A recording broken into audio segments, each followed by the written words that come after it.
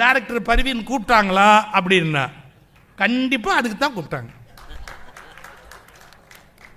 சான்றோர் என்பது not a super speciality quality, it is a very natural quality. எப்படிங்க நீங்க எப்படிங்க அப்படி சொல்றீங்க அப்படின்னா, எங்க ஐயன் திருவள்ளுவன் இந்த உலகத்தில் பிறந்த எல்லாருமே அந்த டிகிரி வாங்காம சாகக்கூடாதுன்னா எந்த குறள்ல? சான்றோன் என கேட்ட தாய் ஈன்ற பொழுதில் பெரிது உவக்கும் தன் மகனை சான்றோன் என கேட்ட தாய்.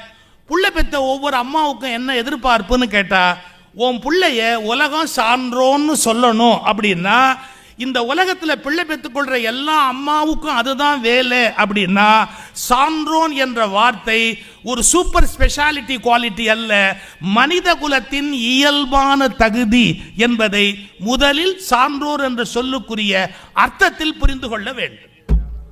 இது ஏதோ பெரிய சிறப்பு அப்படின்லாம் எடுத்துக்கூடாது. Natural quality.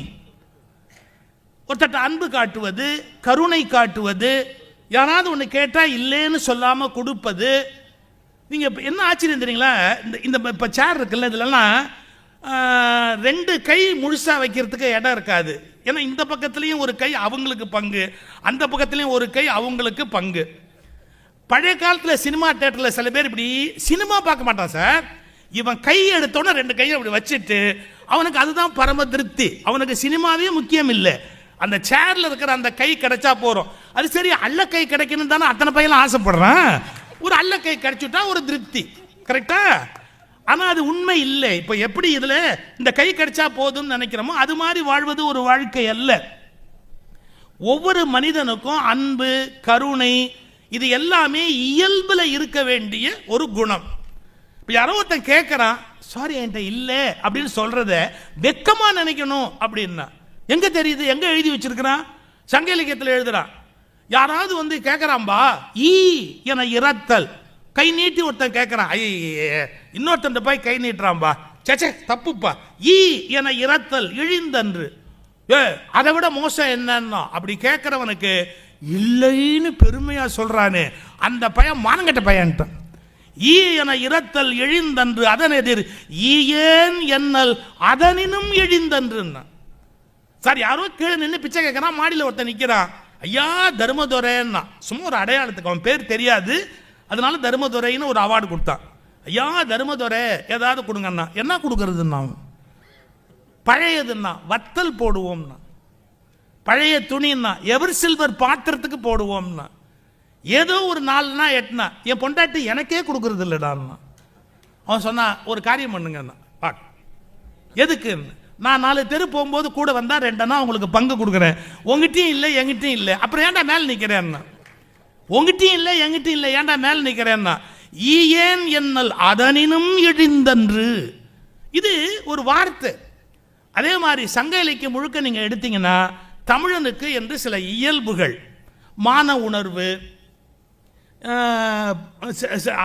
அளவு கடந்த கருணை காட்டுதல், பேதங்களை தவிர்த்தல். என்ன பேதங்களை தவிர்த்தல்?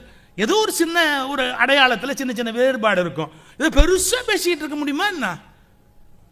நான் ஒரு திருமணத்துக்கு போயிருந்தேன் சார், அந்த திருமணத்தில் ஒரு கிழவி வந்து உட்காந்துருக்கு. இந்த திருமணத்தை கெடுக்கிறதுக்குன்னே சில கிழவிங்க இருக்கும், அதுங்க வந்து உட்காந்துக்கிட்டு அந்த முறுக்கை பார்த்துட்டு அந்த கிழவி சொல்லுச்சு, சார் என்ன அது, நம்ம சாதியில் 6 சுத்து முறுக்கு வைப்பாங்க, இவங்க 3 சுத்து முறுக்கு வச்சிருக்கிறாங்க, இந்த கிழவியால ஒரு முறுக்கு கூட திங்க முடியாது, இதுக்கு முறுக்கு எக்கேடு கெட்டா என்ன?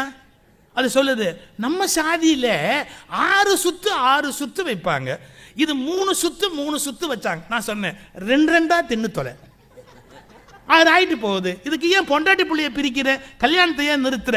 இல்ல நம்ம சாதி இல்ல அவங்க, அதான் நினைச்சேன்னா. சின்ன விஷயம், இதை பெருசுபடுத்தலாமா? ஏன் சின்ன விஷயத்தை பெருசுபடுத்தக்கூடாது? இந்த உலகமே நம்முடைய குடும்பம் என்ற அர்த்தத்தில் யாதும் ஊரே யாவரும் கேளீர், எவ்வளவு பரந்த ஒரு வாழ்க்கைக்கு நம்ம போக வேண்டியிருக்கு. இதெல்லாம் தமிழ் விழுமியங்கள்னு பேர். தமிழ் விழுமியங்கள், வாழ்க்கை முறையிலே சில கொள்கைகள், கோட்பாடு.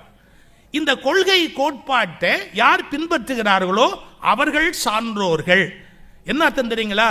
கருவுற்று வாழ்கிற வாழ்க்கை மட்டும் வாழ்க்கை அல்ல, நல்ல கருத்துற்று வாழ்கிற வாழ்க்கை தான் மிகச்சரியான வாழ்க்கை.